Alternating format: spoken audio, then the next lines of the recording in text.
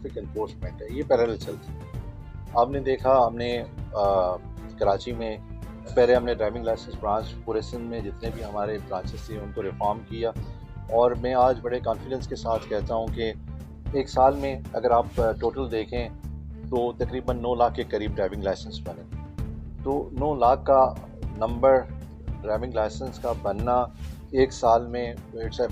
Some thing a very good target. تو انہوں نے محنت کی، انہوں نے، اور پھر ہم نے ہمارا یہ دوسرا ٹارگیٹ ہے کہ ہم اپنی جتنی بھی سروسز ہیں ان کو فیس لیس کریں، بجائے یہ کہ لوگ ہمارے پاس آئیں پھر کرپشن کی شکایت ہو، ہم اس کو فیس لیس کریں. آپ کا ڈرائیونگ لائسنس ان میں سے ایک ہے کہ ہم جن کا ڈرائیونگ لائسنس بنا ہوا ہے ان کی رینیول کے لیے، یا کوئی لرنر لے رہا ہے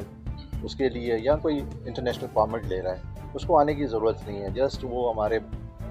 جائے ویب سائٹ پہ اور یہ اپنے کاغذات کو ڈاؤن لوڈ کرے. اور جس طرح سے ڈی آئی صاحب نے بتایا کہ 3.5 لاکھ ایک سال میں ہم نے اس کو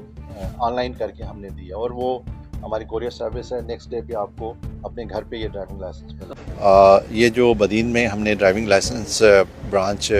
کو آج اسٹیبلش کیا ہے، اس کا مقصد یہ تھا کہ جو ڈرائیونگ لائسنس یہاں پہ لرنر صرف ایشو ہوتا تھا، ابھی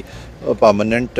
لائسنس بھی ایشو ہوگا، اور جو کمرشل لائسنسز ہیں وہ بھی یہاں پہ ایشو ہوں گے، اور انٹرنیشنل ڈرائیونگ پرمٹس، مطلب جتنے بھی کیٹیگریز ہیں ڈرائیونگ لائسنس کی وہ ساری کی ساری یہاں پہ ڈرائیونگ لائسنس ایشو ہوں گے. تو یہ خوش آئند بات ہے، کیونکہ یہاں پہ لوگ